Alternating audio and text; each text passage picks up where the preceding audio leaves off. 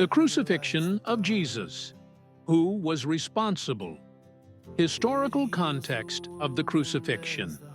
The crucifixion of Jesus Christ is one of the most significant events in human history, shaping the foundation of Christianity and influencing billions of people across centuries. To understand who was responsible, it is essential to examine the historical and political environment of first-century Judea. During this time, Judea was under the control of the Roman Empire, a dominant force known for maintaining order through strict governance and harsh punishments. Crucifixion itself was a Roman method of execution, typically reserved for rebels, criminals, and those considered threats to the state. At the same time, Jewish society was governed by religious authorities who held significant influence over the people. These leaders, particularly members of the Sanhedrin, were responsible for maintaining religious law and order. The intersection of Roman political power and Jewish religious authority created a complex environment where tensions could easily escalate. Jesus emerged as a teacher and preacher, whose message challenged traditional interpretations of religious law and authority. The role of Jewish religious leaders. One of the key groups often discussed in connection with Jesus' crucifixion is the Jewish religious leadership. According to the Gospels, many leaders viewed Jesus as a threat to their authority and teachings.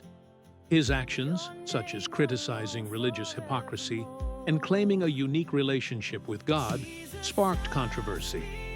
Members of the Sanhedrin played a central role in investigating and ultimately condemning Jesus.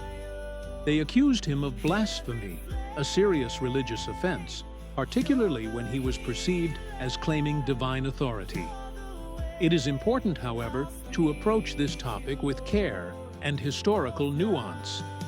Not all Jewish people or leaders were involved, and Jesus himself, along with his followers, was Jewish. The actions described in the Gospels reflect the decisions of specific leaders rather than an entire group or community. These leaders did not have the authority to carry out a death sentence under Roman rule. Therefore, after condemning Jesus, they brought him to the Roman governor, seeking official approval for execution. The authority of Pontius Pilate.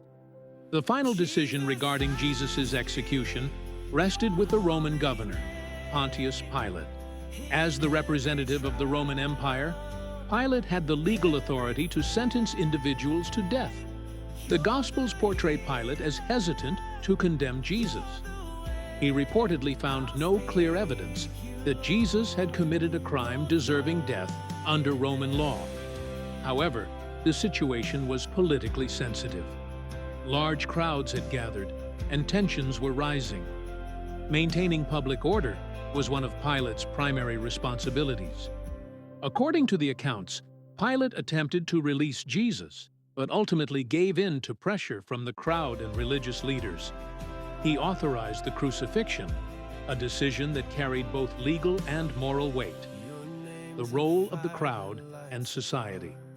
Another factor often considered is the role of the crowd present during Jesus' trial.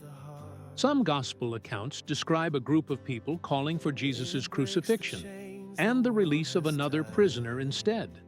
This raises broader questions about societal influence and collective responsibility.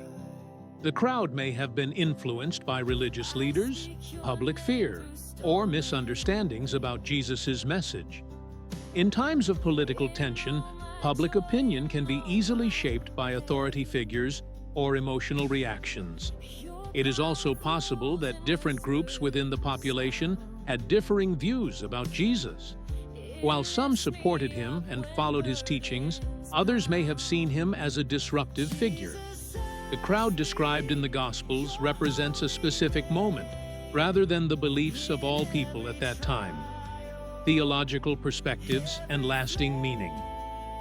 Beyond historical analysis, the crucifixion of Jesus Christ holds deep theological significance for Christians. Many believe that Jesus' death was part of a divine plan for the salvation of humanity.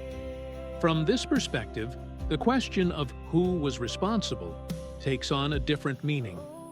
Rather than focusing solely on human actions, it emphasizes the idea that Jesus willingly accepted his fate as part of his mission. His crucifixion is seen as an act of sacrifice, demonstrating love, forgiveness, and redemption. Different religious traditions interpret these events in various ways. In Christianity, the crucifixion is central to the belief in salvation through Jesus' sacrifice. In Islam, however, it is generally believed that Jesus was not crucified, but was raised by God, reflecting a different theological understanding.